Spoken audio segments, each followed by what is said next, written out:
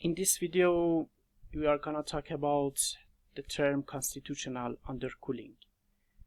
Undercooling means how much we are below the liquidus temperature, and the liquidus temperature is a general term that we use for a temperature above which we have 100% melting. For pure metals, this undercooling means how much we are below the melting temperature, as the melting temperature in pure metals is a constant value. But for alloys, this is different, because in alloys the liquidus temperature depends on the composition of the liquid. Even for pure metals, when we say pure metals, we mean commercially pure metals.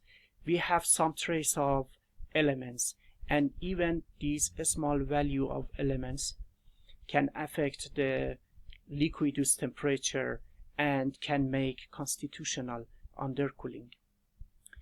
To describe constitutional undercooling, I provided here a binary phase diagram, a part of a binary phase diagram, which we have here element A and we have here element B. And here we have liquid, here we have solid, and between these two liquidus and solidus curves, we have two phases of solid plus liquid.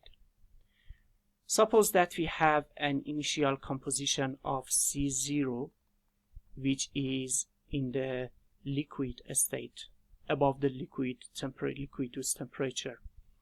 When we cool down this liquid to this temperature, which I name it as TL, which means the liquidus temperature, the first nucleation of solid appears here.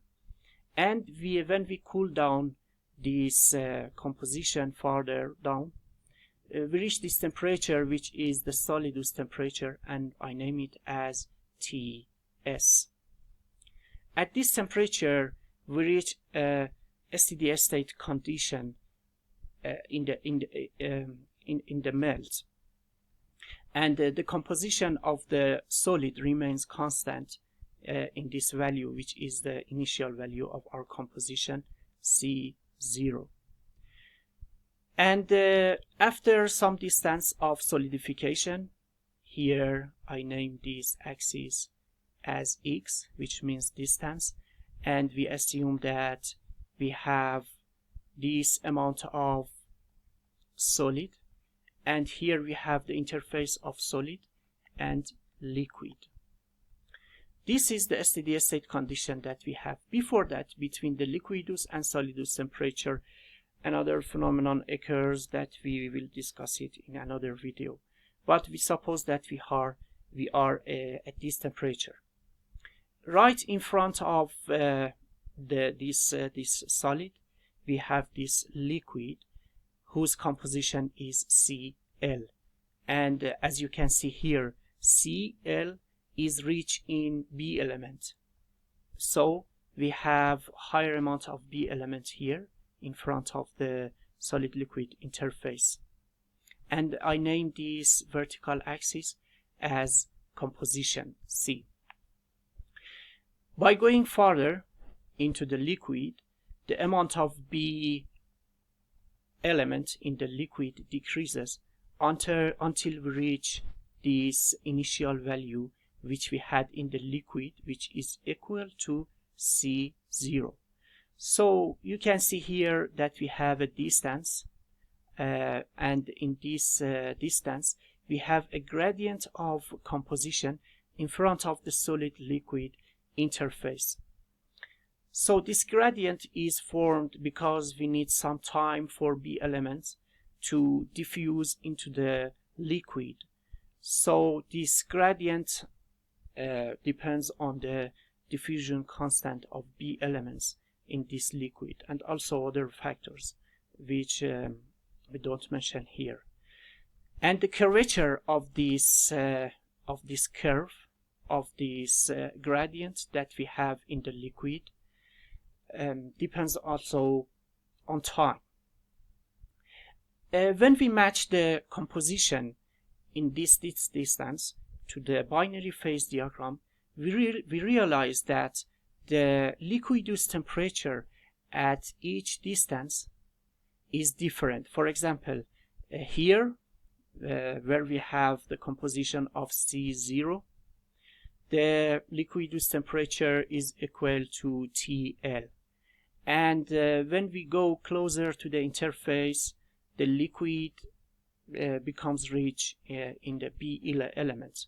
So when we match this curve to the binary phase diagram here, we realize that the liquidus temperature decreases until we reach this point in which the liquidus temperature is equal to initial Ts that we had. So if I draw another curve here, and in this curve I show temperature versus distance.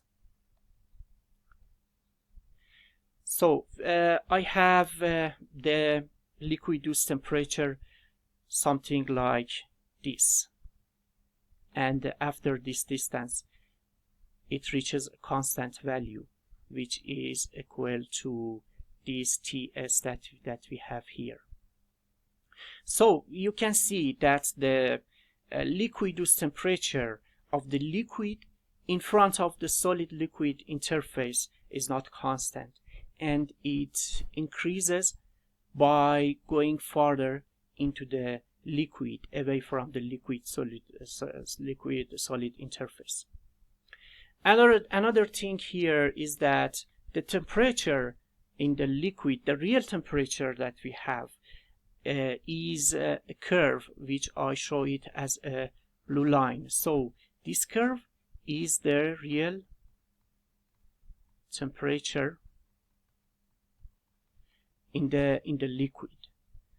The difference between the real temperature in the liquid that we have and the liquidus temperature of the liquid is named as constitutional undercooling, and this constitutional undercooling is different at various distances, and the amount of this constitutional undercooling affects the microstructure of the solidified alloy that we have during the solidification, after solidification, whether it is in casting or it is in welding. In the future video, I will explain how this undercooling affects the morphology and microstructure of the solidified alloy. Another thing that is worth to mention is that almost in all alloys and pure metals that we have, this constitutional undercooling exists.